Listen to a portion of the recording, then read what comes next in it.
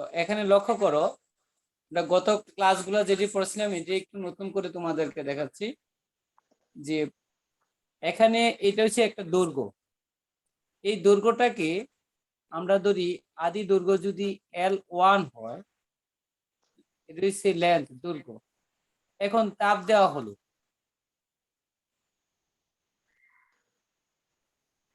ধরো তাপ দেওয়া হলো, তো তাপ দিলে কি ঘটে বলতে পারবা?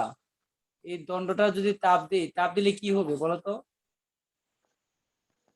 আমরা দেখছি তাপ দিলে কিছু পদার্থ বৃদ্ধি পেয়ে যায়, প্রসারিত হয়।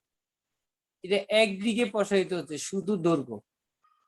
এখান থেকে স্যার এখানে এখানে তো মানে কিছু আসতেছে না, শুধু চ্যাপ্টারের যে লেখাগুলো ওইগুলোই আসতেছে, আপনি যে দেখাইতেছেন ওটা আসতেছে না। ও সরি, ঠিক আছে, একটু করো, লাইনে থাকো।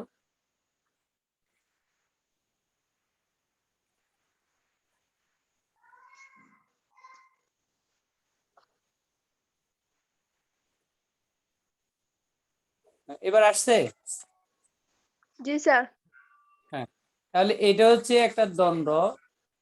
যদি সমস্যা বলো, তাহলে এই দণ্ডটাকে আমরা আদি দৈর্ঘ্য ধরলাম। এই এরপরে তাপ দেওয়া হলো, এটা হচ্ছে তাপ। ধরো তাপ দেওয়াতে এটা প্রসারণ ঘটলো, এই জায়গাটা বৃদ্ধি পেয়েছে। এটাকে, এই বৃদ্ধিটাকে ডেল এল দ্বারা প্রকাশ করা হয়। বৃদ্ধিটাকে কি দ্বারা প্রকাশ করা হয়? ডেল এল দ্বারা প্রকাশ করা হয়। তো L1 আর এটা হচ্ছে ডেল এল। এখানে প্রশ্ন হচ্ছে যে কোনো বস্তুর মাঝে যদি তাপ প্রদান করা হয়, তাহলে বস্তুটা যে প্রসারণ ঘটে, তা এটাকে আমরা সম্পূর্ণ দৈর্ঘ্যটা এখান থেকে এই পর্যন্ত দৈর্ঘ্যটা প্রসারিত হয়েছে। প্রসারণ, এটাকে আমরা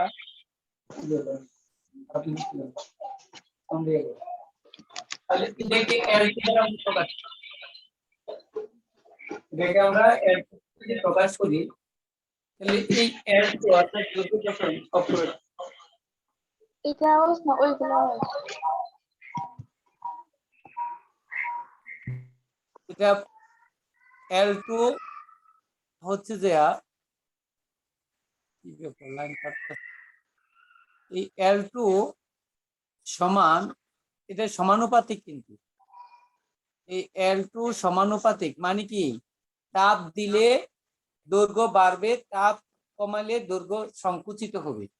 এখন ধরো আদিতে তাপমাত্রা ছিল T1, এখন ওই তাপটা আমরা বাড়াইছি T2 পর্যন্ত গেছে, তাহলে এই পার্থক্যটা কত? T2 minus T1। T1 এটাকে আমরা ডেল্টা টি দ্বারা প্রকাশ করি। এটাকে কি দ্বারা প্রকাশ করা হয়? ডেল্টা টি, অর্থাৎ তাপমাত্রা পরিবর্তন, অথবা ডেল থিটা। এটাকে আমরা ডেল থিটা দ্বারাও প্রকাশ করতে পারি। কথা বুঝতে পারছো তো? তাহলে এই দৈর্ঘ্য প্রসারণটা হচ্ছে, দৈর্ঘ্য প্রসারণ বলতে এখানে ডেল এল হবে, L2 হবে না। আমরা এটা পরে আসতেছি L2 কথাটা। এই দৈর্ঘ্য প্রসারণ ডেল এল, এটাকে দৈর্ঘ্য প্রসারণ বলা হয়। এই ডেল্টা এল সমানুপাতিক, এই প্রসারণটা বাড়বে, তাপমাত্রা বাড়ালে তাপমাত্রা কমবে। তাহলে ডেল্টা এল সমানুপাতিক আদি দৈর্ঘ্য L1 এবং তাপমাত্রা বৃদ্ধি গুণফলের সমানুপাতিক। তাপমাত্রা বৃদ্ধিটা হচ্ছে ডেল থিটা, এটা আমরা আগে পড়ছি। তাহলে ডেল এল সমানুপাতিক L1 ডেল থিটা। তাহলে এই ডেল এলটা আমরা কি করতে পারি? ডেল এল ইকুয়াল, একটা সমান চিহ্ন আসবে। তাহলে ইকুয়ালের জন্য কি আসবে? একটা ধ্রুবক আসবে। কথাটা কিন্তু মনে রাখবা, ডেল এল সমান একটা ধ্রুবক। এই ধ্রুবকটাকে আমরা কি দ্বারা প্রকাশ করি, কে বলতে পারবা তোমাদের মাঝে? এগুলো মনে রাখতে হবে কিন্তু। এই এই ধ্রুবকটাকে আমরা আলফা দ্বারা প্রকাশ করি। এটাকে বলা হয় দৈর্ঘ্য প্রসারণ সহগ। মনে রাখবে কিন্তু, এটাকে বলা হয় দৈর্ঘ্য প্রসারণ সহগ। আর ইন্টু L1 আদি দৈর্ঘ্য ইন্টু তাপমাত্রা বৃদ্ধি। এখন এই L2টা হচ্ছে চূড়ান্ত দৈর্ঘ্য, তাহলে L2 ইকুয়াল টু আদি দৈর্ঘ্য প্লাস দৈর্ঘ্য প্রসারণ। এই কথাটা কি বুঝছো নি?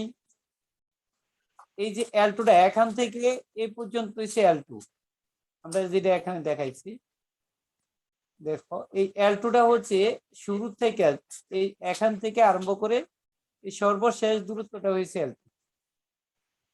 কি বুঝতে পারছো? এই L2টা হচ্ছে সর্বশেষ দূরত্বটা, তাহলে L2 ইকুয়াল টু আদি দৈর্ঘ্য এবং মানে দৈর্ঘ্য প্রসারণ ইকুয়াল L1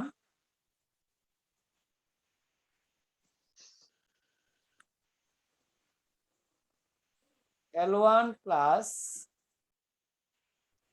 এই ডেল এল এর মানটা, ডেল এল এর মানটা কি আলফা L1, এরপরে এটাকে আমরা তোমাদের বইয়ের মতো লিখতে পারি T2 মাইনাস T1। কি শুভ বুঝতেছো নি? শুভ, জি স্যার। এই কথাটি কিন্তু আমরা আগে পড়াই ফেলছি। এখানে এই কথাটি কিন্তু এখানে আছে যে L2 is equal to L1 plus alpha L1 T2 minus T1। এই কথাটা কিন্তু গতকালকে আমরা পড়াইছি। এখান থেকে দৈর্ঘ্য প্রসারণের শর্ত আছে, বুঝতে পারছো নি তোমরা? কি জাকিয়া বুঝতে পারছো? জি স্যার। এই কথাটি কিন্তু মুখস্থ রাখতে হবে, বুঝে মুখস্থ রাখতে হবে। অর্থাৎ T1 তাপমাত্রায় কোনো বস্তুর দৈর্ঘ্য L1 হয় এবং তাপমাত্রা বৃদ্ধি করলে T2 করার পর যদি দৈর্ঘ্য বৃদ্ধি পেয়ে L2 হয়, তাহলে দৈর্ঘ্য প্রসারণ সহগ আলফা হচ্ছে। এখান থেকে কিন্তু আমরা আলফার মানটা বার করি। এই আলফার মানটা কিভাবে বার করি দেখো এবার, যেটা এখানে তারা দিয়েছে। তাহলে আমরা কি করতে পারি, এই alpha L1 T2 minus T1,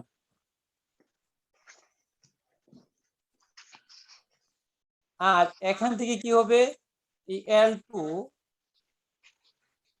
minus L1। কি বুঝতে পারছো নি কিভাবে হলো? এটাই পাশে থেকে ওই পাশে চলে গেলে, অর্থাৎ আমরা রাখলাম মনে করি এটা বাম পাশে, এই বাম পাশেটা সম্পূর্ণ ডান পাশে আর ডান পাশে সম্পূর্ণটি বাম পাশে নিয়ে গেলে এখানে L2 আর এটা ডান পাশে যাবে গিয়ে মাইনাস হয়ে যাবে। এই ক্ষেত্রে আলফা ইকুয়াল এই L2 মাইনাস L1,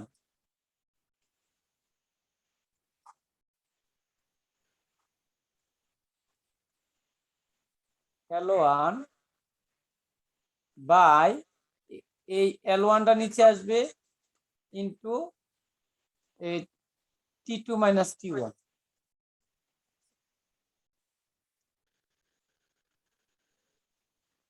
L1টা কিন্তু এস এর মতো দেখা যায়, তোমরা একটু খেয়াল করো, আমি ছোট হাতের L লই তাহলে তোমরা বুঝতে অসুবিধা হবে।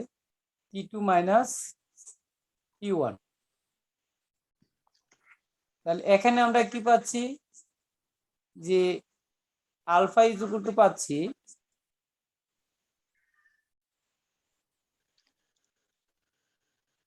L1 into T2 minus T1। এটি হচ্ছে দৈর্ঘ্য প্রসারণ। তাহলে এই কথাটাই কিন্তু এখানে আছে, দেখো alpha L2 minus L1 by L1। এই L1টা কিন্তু তুমি ওই জায়গায় না লিখে এখানে নিচেও লিখতে পারতা। কি বুঝতে পারছো? এখানে এটা বাদ দিয়া। কি ক্লিয়ার? জি স্যার।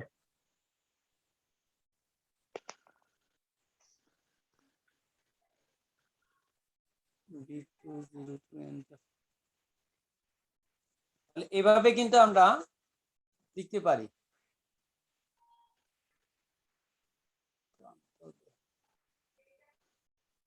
তো তোমরা আশা করি আলফা পর্যন্ত তোমরা এখানে বুঝতে পারছো যে আলফাটা কিভাবে আসলো। ঠিক অনুরূপ ভাবে কিন্তু আমরা এই বিটা কি সমান কিভাবে হয় এটা জানি আমরা, ক্ষেত্র প্রসারণ সহগ, এটাও কিন্তু এটার মতো তোমরা চিন্তা করবা। কি ওই যে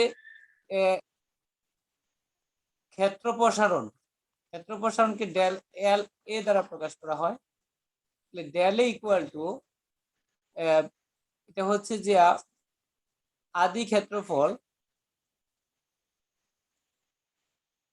এরপর হচ্ছে যে তাপমাত্রা বৃদ্ধি, আদি ক্ষেত্রফল এবং তাপমাত্রা বৃদ্ধি এটা সমানুপাতিক চিহ্ন দিয়ে আমরা এই ক্ষেত্র প্রসারণ হচ্ছে আদি ক্ষেত্রফল এবং তাপমাত্রা বৃদ্ধির গুণফলের সমানুপাতিক। তাপমাত্রা বৃদ্ধিটাকে আমরা সাধারণত তোমাদের এই বইয়ে যেটা আছে T1 মাইনাস T2 আর T2 মাইনাস T1।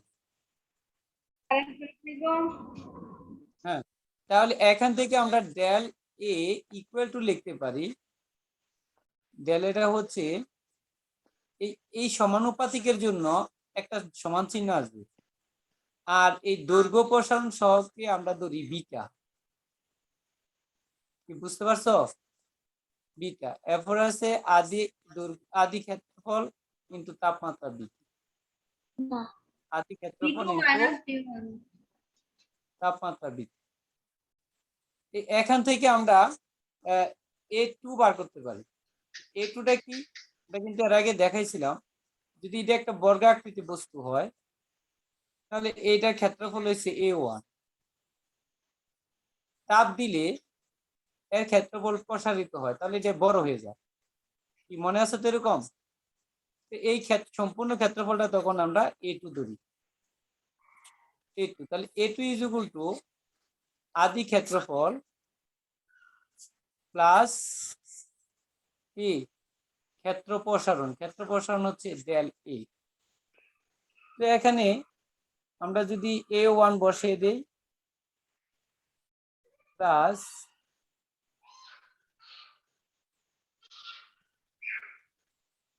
প্লাস কি ডেল এর মান, ডেল এর মানটা কোথায়? Beta A1 T2 minus T1 T1। এখানে এই আগের মতো এটার মতো যদি আমরা এভাবে কি করি, যে এখানে যদি আমরা এই বিটার মানটা বার করি তাহলে বিটা ইজ ইকুয়াল টু হয়ে যাবে A2 minus A1 by A1 into T2 by T2 minus T1। এই কথাটা আসবে কিভাবে? যে এইটা আমরা যেভাবে সমাধান করে দিয়েছি এই অংশটা যেটা সমাধান করে ঠিক এটার মতো। তো এখানে বিটা ইজ ইকুয়াল টু কি আসবে আমরা দেখো, beta A1 T2 minus T1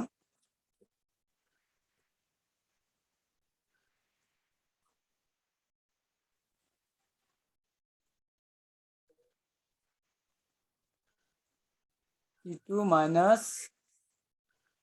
T1 equal, এখানে এটা হয়ে যাবে A2। তাহলে A2 এর থেকে যদি আমরা বাদ দিই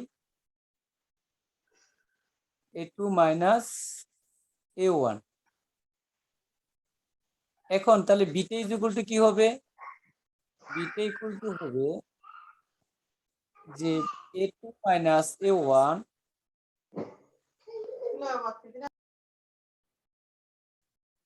কি হবে? নিচে কি আসবে? নিচে আসতেছে এই A1 into T2 minus T1। এই ওয়ানটাই তারা কিন্তু উপরে করছে, এখানে উপরে লিখছি বাই দিয়া। আমরা এখানে এটা এখানে না লিখে আমরা এই নিচেও লিখতে পারি। এই কথাটাকে বুঝতে পারছো? জি স্যার। হ্যাঁ, তাহলে এইভাবে যদি এডি আমরা জানি, যেমন এই গামাটা কি, তাহলে বলছি ঠিক একইভাবে T1 তাপমাত্রা অর্থাৎ আয়তাকার বস্তু, এই ক্ষেত্রে আয়তাকার বস্তু। আয়তাকার বস্তুটা কেমন? ঘন আকৃতি।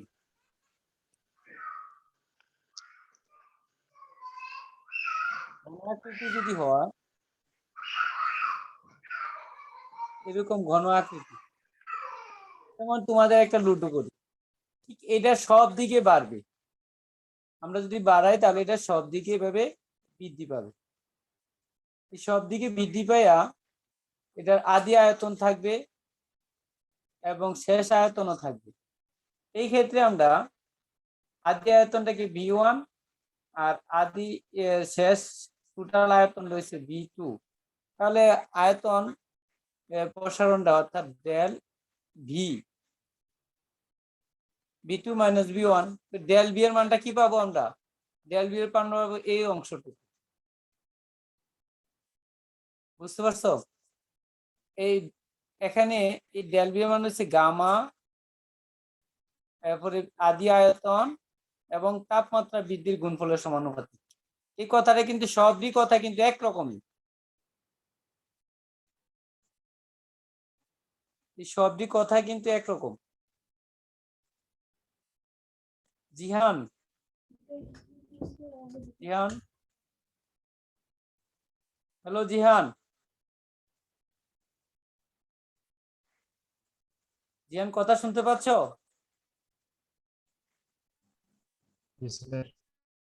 হ্যাঁ, কি তুমি বারবার বাড়িতে যাচ্ছে, কাইটা যাচ্ছে কি, নেটওয়ার্ক সমস্যা? জি স্যার। ও, তো দেখো এই মূল জিনিসটা যদি না বুঝো তাহলে কিন্তু তোমরা এটা পারবে না। এখন আমরা কি করব, এই এখানে এই গামা, গামা হচ্ছে কি, গামা হচ্ছে আয়তন প্রসারণ সহগ। গামা ইকুয়াল টু মানে টোটাল আয়তন যেটা বৃদ্ধি পাইছে, মানে আয়তন প্রসারণ শব্দ আমরা লিখবো, টোটাল আয়তন যেটা হয় মানে শেষ আয়তন বাই আদি আয়তন বাই আদি আয়তন ইনটু তাপমাত্রা বৃদ্ধি। এটাই তারা কিভাবে লিখছে দেখো, তোমাদের বই এইভাবে আছে, তোমরা কিন্তু সম্পূর্ণ বইটা ভালো করে পড়বা। এই যে gamma equal two V2 minus V1, হ্যাঁ, শেষ আয়তন বাই আদি আয়তন মাইনাস আদি আয়তন বাই, এটাকে আমরা এখানে বাই আকারে না লিখে আমরা এটাকে নিচে লিখতে পারি V1 into P2 minus T1। এখান থেকে V2 কথাটা তারা বার করছে, V2 আমরা আবার ওই যে এখানে সরল করলে আইসা যায়। এখন এই জিনিসটি যদি জানা থাকে, থাকলে পরে আমরা আরেকটা সম্পর্ক শিখতে পারি, ম্যাথমেটিক্স করতে পারি, অঙ্ক করতে পারি। এখন গতকালকে আমরা কিন্তু দেখাইছিলাম, কার কার মনে আছে গতকালকে কি দেখাইছিলাম? গতকালকে আমরা দেখছিলাম যে বিটা ইকুয়াল টু 2 আলফা আর গামা ইকুয়াল টু 3 আলফা। এখন এই প্রমাণটা কিন্তু আমরা করতে হবে। প্রায় সময় গ নাম্বারের উত্তরে কিন্তু এটা হয় যে প্রমাণ করো যে beta is equal to 2 alpha, gamma is equal to 3 alpha, যেখানে আলফা হচ্ছে দৈর্ঘ্য প্রসারণ সহগ, বিটা হচ্ছে ক্ষেত্র প্রসারণ সহগ, আর আলফা হচ্ছে আয়তন প্রসারণ সহগ। তাহলে প্রমাণ করো যে beta is equal to 2 alpha, gamma is equal to 3 alpha. হ্যাঁ, এখন মনে আসেনি কিভাবে আমরা করছিলাম?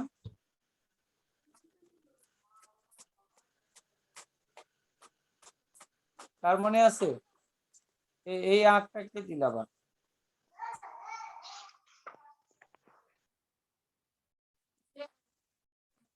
না, আমি করছি। এখন কি বলতে পারবা এই প্রমাণটা কিভাবে করছিলাম? কে কে দেখাইতে পারবা, আজকে বুঝাইতে পারবা গত ক্লাসে যারা করছো? B2026, হ্যাঁ, তুমি নাম দিয়ে দাও নাই, সুতরাং আমার চিনতে একটু সমস্যা হইতেছে। একটু ভিডিওটা অন করো দেখি।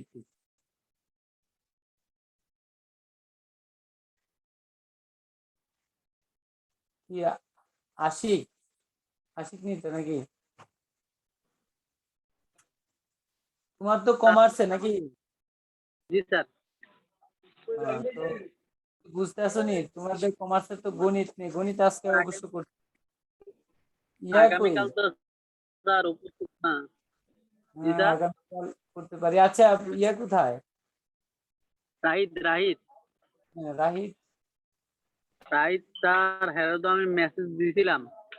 রাহিতের নেটওয়ার্ক পায় না তো, তোমার বাসায় করতে বললো, ঠিক আছে? আমার বাসা থেকে স্যার হ্যাঁ বাসা একটু দূরে আর কি, সেই জন্য আসে না। ও আচ্ছা আচ্ছা, ওর নেটওয়ার্ক পায় না। তো ঠিক আছে, দেখো আমরা যতটুকু পারতেছি সহযোগিতা করতেছি। হ্যাঁ, তো এরপরে দেখো আহ, এমন হতে পারে তোমাদের কমার্সের জন্য আলাদা একটা গণিত আমি দিয়ে দিতে পারি আর কি। আমি চেষ্টা করব, তোমাকে পরে টাইমটা জানিয়ে দেবো। দিয়ে যে দিলে প্লিজ অনেক যারা ভালো হয় আর আছো, কি। হ্যাঁ যারা আছো তাদেরকে আমি বলছি, দেখো যে beta is equal to 2 alpha, gamma is equal to 3 alpha, এই প্রমাণটা কারা কারা আসলে গতকালকে বুঝছো? আমার মাঝে যারা গত ক্লাসে ছিল, ইকরা আছো? ইকরা, জি স্যার। হ্যাঁ প্রমাণটা কি লিখছো বাসায়? স্যার একটা করছি। ওই দেখাইতে পারবা নি? আমাকে একটু দেখাও তো, তারা সবাই দেখুক, আমি তোমাকে একটু ইয়ে করতেছি। Okay sir. হ্যাঁ তাসপিয়া মাইশা, তুমি দেখাইছো নি? তুমি করছো নি? আমি উদাহরণটি করছি স্যার। হুম, স্যার আমিও। তুমি যে সূত্রটি দেখাইছি এটি করছো নি? হ্যাঁ ইকরা, অন করে খাতাটা আমাকে দেখাও।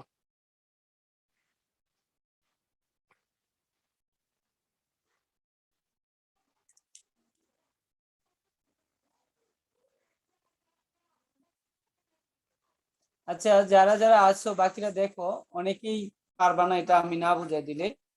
আমরা চেষ্টা করছি বোঝানোর জন্য, স্যার লক্ষ্য এটাই করো। সবচেয়ে কঠিন চ্যাপ্টারটায়। হ্যাঁ এটা কঠিন, আসলে কঠিন না, বোঝাটা কঠিন। স্যার বাকিগুলোর লক্ষ্য করো, তুলনায় এটাই কঠিন।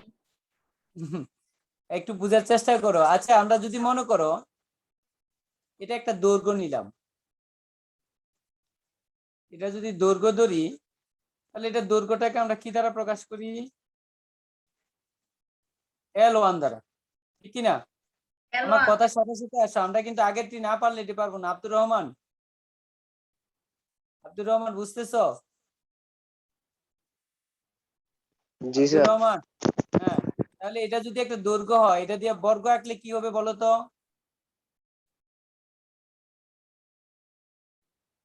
বর্গ আঁকলে কি হবে? যদি প্রত্যেকটা বাহু L1 হয়, প্রত্যেকটা L1, তাহলে এটা ক্ষেত্রফলটা হবে না? তাহলে ক্ষেত্রফলটা কি হবে? L1, L1 square. Good, L1 square. এইটাকে আমি এই L1 স্কয়ারকে আমরা আদি দৈর্ঘ্য বা আদি ক্ষেত্রফল ধরি, যেটাকে A1 দ্বারা প্রকাশ করি। তোমরা কি বুঝতেছো? জাকিয়া আসনি লাইনে? জি স্যার। হ্যাঁ বুঝার চেষ্টা করো, এটা কিন্তু আমরা গত ক্লাসে করছিলাম, তোমরা এখন নাই, এখন বুঝো। তাহলে যেহেতু এটা L1, তাহলে A1 ইজ ইকুয়াল টু কি বলো? ক্ষেত্রফলটা A1 আসতেছে কোথা থেকে? L1 L1 থেকে। স্কয়ার। যার এক বাহুর দৈর্ঘ্য হয়েছে L1, তাহলে তখন L1 স্কয়ার। এখন তাপ দিলাম, তাপ দিলে দৈর্ঘ্য বাড়বে না কমবে? বাড়বে। পারবে। বাড়বে। তাহলে এটা হয়ে যাবে কি? দৈর্ঘ্যটা হবে L2।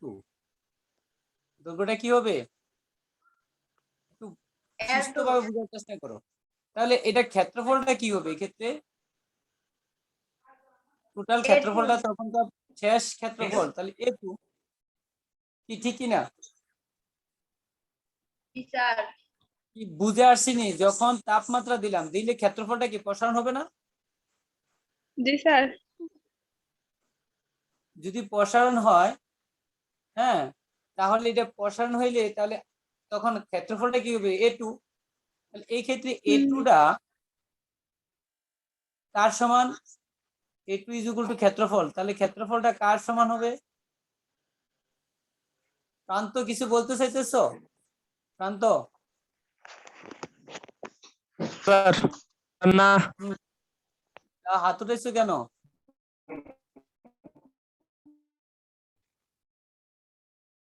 তুমি যে হাত উঠে রাখছো। সেটা আর তুলছি না, ঠিক বইছি। হ্যাঁ লক্ষ্য করো,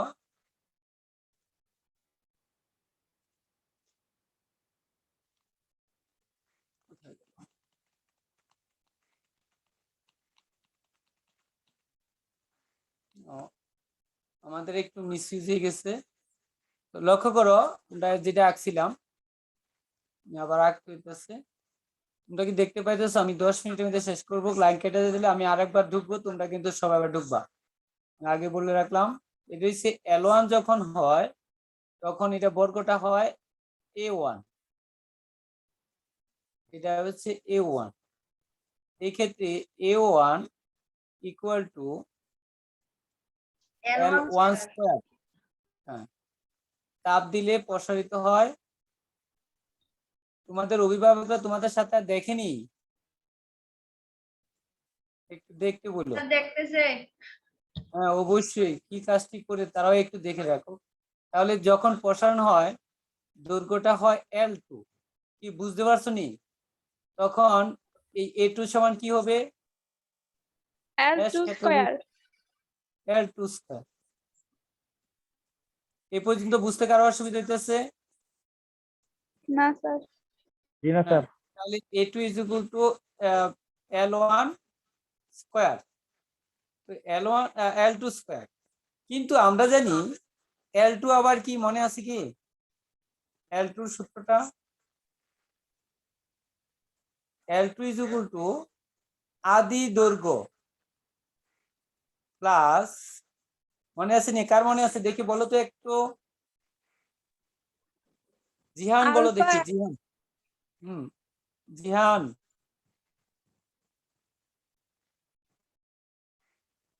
কি জিহান লাইনে নাই? আলফা L1, তারপরে বলো বলো, কে জানি একটু বলতেছিলা। Into T2 minus T1। T2 minus T1, বুঝতে পারছো তো? তাহলে এখানে A2 is equal to কি হবে বলো তো এবার? তাহলে L2 স্কয়ার। তাহলে L2 স্কয়ার ইকুয়াল টু হইতেছে, আমরা একটা দ্বিতীয় বন্ধনী আনতে হবে, L1 প্লাস কি আলফা L1 L1। লেখা না Into বুঝলে আমাকে বলবা, আমি কিন্তু সাধারণ কলম দিয়ে লিখতে পারছি না, আমি কিন্তু ডিজিটাল কলম দিয়ে লিখতেছি, যার জন্য লেখাগুলা কিন্তু বুঝতে একটু কষ্ট হতে পারে। T1 এখানে একটা দ্বিতীয় বন্ধনী হবে। লক্ষ্য করো এই, তাহলে A2 সমান কি হবে বলো তো এবার? তাহলে এই অংশটা হবে না? A2 সমান এটা হবে নি? A2 সমান কি L1 plus alpha L1 T2 minus T1 whole square. এখানে একটা স্কয়ার আসবে যেহেতু L এর উপর স্কয়ার আছে, কি ঠিক কি না? বুঝো নাই? না স্যার। বুঝছি স্যার। হ্যাঁ, কিভাবে হলো বলো তো? এখানে হচ্ছে L2 is equal to L1 alpha L1 T2 minus T1, কিন্তু এখানে হচ্ছে কি L2 স্কয়ার। এই সবটার উপরে কি পড়বে? স্কয়ার। একটা স্কয়ার পড়বে, এটা স্বাভাবিক হিসাব। এখন এটা কার সূত্র মতো হয়েছে বলো তো দেখি, চট করে বলে ফেলো। A2 A plus B whole square সূত্র হয়েছে না? ও জি স্যার। কি একটু ভালো করে দেখো, তোমরা আসলে দেখো না। আমার মতো কিভাবে চশমা হলো পরো। আমি দেখি না। হ্যাঁ আমার মতো চশমা পরবা তাহলে দেখ। চশমা দিয়েও দেখতাছি না। হ্যাঁ আমি তো চশমা পরছি আর লেগে দেখি। এখানে দেখো এই L1 হয়েছে A, বুঝতে পারছো নি? আমি দেখাচ্ছি, দেখ লাল কালি দিয়ে দেখাচ্ছি। এই L1 হচ্ছে A আর এই সবটা হচ্ছে B। এবার দেখো নি, জি স্যার। আচ্ছা, এটা হচ্ছে B, মাঝে আছে কে প্লাস। প্লাস। ও এইটা আমরা তো ভাবছি সূত্র বাংলায় রেখে রাখছে। এবার দেখো A মানে L1 বুঝতে হবে, তাহলে L1 স্কয়ার প্লাস সূত্রের 2 ইন্টু A বলতে L1 ইন্টু B বলতে কি alpha alpha L1 L1 T2 into T2 minus T1 minus T1 মাত্রাবৃত্তি এটা দেখে লাইছো। এরপরে কি আসবে বলো তো? প্লাস কি B কার square উপর বর্গ? Alpha L1 T2 minus T1 সবটার উপরে, তাহলে আলফা স্কয়ার, এরপরে L1 স্কয়ার, এরন এরপরে square T2 minus T1 square. T1 whole square. এবার বুঝুনি? আমার লাইনটা কেটে গেলে তোমরা আর কিন্তু বুঝিও হ্যাঁ এবার বুঝছো? জি যারা স্যার আছে যারা আছে সবাই বুঝছো তো? শুভ শুভ আসনি লাইনে? জি স্যার। বুঝতে আসনি বাবা? জি স্যার, বুঝতেছি স্যার। জি, এখন লক্ষ্য করো, তাহলে এখানে এই অংশটা আমরা উপরে বইয়ের মধ্যে আছে, এই তোমাদের বইয়ের মধ্যে কিন্তু দেখো আমি এই কাজটাই করছি, A1 two alpha A1 T2 minus T1, কিন্তু এখানে কথাটা আছে দেখো, এই যে ঠিক এই লাইনটাই আমি লিখছি এত সূত্রটা, বুঝতে পারছো নি? কিন্তু এখানে আলফা কি ধরনের মান বলতে পারবা নি? আলফার মানটা কি ধরনের? আলফার মানটা কিন্তু ভগ্নাংশ। আলফার মানটা কি? ভগ্নাংশ। দেখো এটা কিভাবে ভগ্নাংশ হয় তাও কিন্তু তোমরা বইটা পড়বা প্লিজ। এই যে লক্ষ্য করো, এই যে আলফার মানটা এখানে দেখো কত ছোট, 16.7 ইন্টু 10 ইনভার্স 6। তার মানে হচ্ছে, আমি একটু লাল কালি দিয়ে দেখাই যে 1 স্যার এটা কি আলফার মান? কি এই যে আলফার মান? 16/7 into 10 হ্যাঁ, over 6 যে পদার্থগুলো দিছে সেই পদার্থের আলোকে আলফার মানটা এটা 16.7 ইন্টু 10 ইনভার্স 6। এই 10 ইনভার্স 6 এর যদি আমরা ভাঙাই, এটা গত ক্লাসে আমরা দেখাইছিলাম,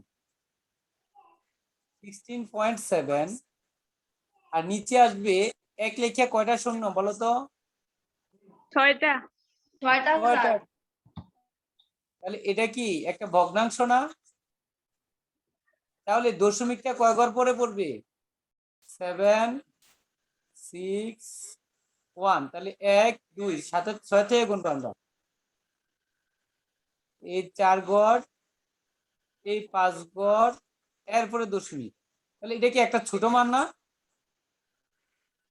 এখন আলফা স্কয়ার যদি লিখি তাহলে এই সবটা মানের উপরে স্কয়ার করবে, ঠিক কি না? তাহলে এটার উপরে স্কয়ার হবে। আচ্ছা, এটার উপরে যদি স্কয়ার হয় ভাঙলে কি হবে বলতে পারো তো? তাহলে 16.7 এটাকে দুইবার গুণ, আর 10 ইনভার্স 6 এর মানে 6 দুগুণে 12, আরো ছোট হবে না? এটাকে যদি করি তাহলে এটা প্রায় মনে করো 2 পয়েন্ট ধরো এইটাই ধরো ইন্টু এত হয়, তাহলে এই মানটা যদি আমরা ভাঙাই এটা কিন্তু -12, -12 10 টু দি পাওয়ার -12 মানে কি এক লিখে 12টা শূন্য দিয়ে ভাগ, তাহলে 12 ঘর, অর্থাৎ এখানে একবার পর্যন্ত যদি দশমিক হয় 11টা শূন্যের পরে 2 জোড় 3 জোড় 4 জোড় 5 জোড়, এরপরে হচ্ছে যে আরেকটা শূন্য, তারপরে 2, এখানে দশমিক। তাহলে এটার থেকে এটা বড় না ছোট বলো? ছোট স্যার ছোট। তাহলে আমরা যত বর্গ করি ঘন করি তাহলে মানটা এত ছোট হয় যে, আচ্ছা একটা মান যদি ছোট করতে করতে করতে করতে মনে করো আরো ছোট হবে, আমাদের এই রেখা কোথায় পর্যন্ত আসবে বলো তো? এটা কিন্তু ধনাত্মক, এই মানটা কি ধনাত্মক? এটা